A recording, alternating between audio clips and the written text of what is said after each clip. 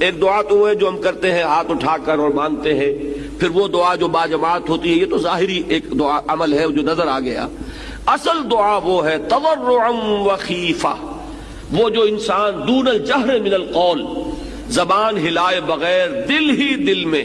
جو اللہ کو وہ پکار رہا ہوتا ہے، اللہ سے استدعا کرتا ہے، اللہ سے ہم کلام ہوتا ہے، اللہ کے سامنے اپنی خطاؤں کا اقرار کرتا ہے، یہ جو اندر ہی اندر کی سرگوشی ہے، اس کو حضور صلی اللہ علیہ وسلم نے عبادت کا لب لباب اور عبادت کا جوہر قرار دیا ہے۔ فرمایا الدعاء هو العبادہ، الدعاء مخ العبادہ، دعا ہی تو عبادت کا جوہر ہے۔ یہ دعا ہی تو اصل میں مخ کہتے ہیں عربی زبان میں ہڈی کا جو گودا ہوتا ہے اس کو، کہ اصل میں جو گودا ہے اس کا جو جوہر ہے وہ در حقیقت دعا ہے کہ کبھی بھی انسان اللہ کے سوا کسی اور کو نہ پکارے۔ اور نمبر دو یہ کہ اس کا یہ پکارنا جو ہے، دعا کرنا جو ہے اپنے پروردگار سے، یہ بھی مخلصین لہ الدین، اس کے لیے اپنی اطاعت کو خالص کرتے ہوئے، اس لیے کہ اگر آپ اطاعت میں شرک کر رہے ہیں تو اللہ سے دعا کرنے کا منہ ہی نہیں ہے۔ کس منہ سے اللہ کو پکار رہے ہیں جبکہ آپ نے اللہ تعالیٰ کے ساتھ وہ توحید فی العبادت کا تقاضا پورا نہیں کیا؟ آپ اللہ کے ساتھ اور ہستیوں کی بھی پوجا کر رہے ہیں، آپ نے اللہ کے ساتھ کچھ اور ہستیوں کو بھی مطاع بنایا ہوا ہے،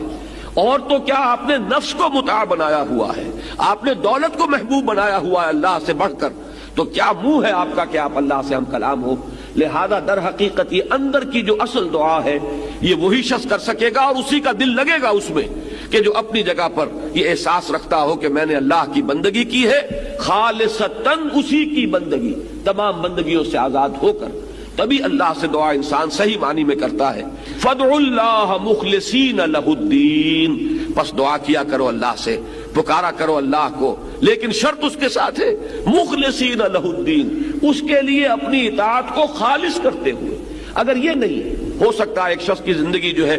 وہ غفلت میں گزری ہے، جہالت میں گزری ہے، نادانی میں گزری ہے، اب وہ اللہ کو پکارنا چاہتا ہے تو پہلے عہد کرے کہ اللہ جو بھی خطائیں تھیں وہ آپ فرما دے، جو بھی مجھ سے غلطیاں ہوئی، تیرے احکام جو میں نے توڑے، اب عہد کرتا ہوں کہ آئندہ کوئی تیرا حکم نہیں توڑوں گا، تو اب اللہ کو پکاریے، اللہ سے دعا کیجئے۔ اسی چیز کا نام ہے استغفار اور توبہ۔ استغفر اللہ ربی من کل ذنب واتوب الیہ، میں استغفار کر رہا ہوں اللہ سے اپنی تمام خطاؤں پر، اور اب میں اس کی طرف متوجہ ہوتا ہوں، توبہ کر رہا ہوں، توبۃ نصوح، خالص توبہ۔ تو استغفار اور توبہ جو ہے یہ در حقیقت دعا کے لیے گویا کہ بمنزلہ تمہید ہے۔ استغفار کیجئے، توبہ کیجئے، اب اللہ کو پکاریے، اللہ سے دعا کیجئے۔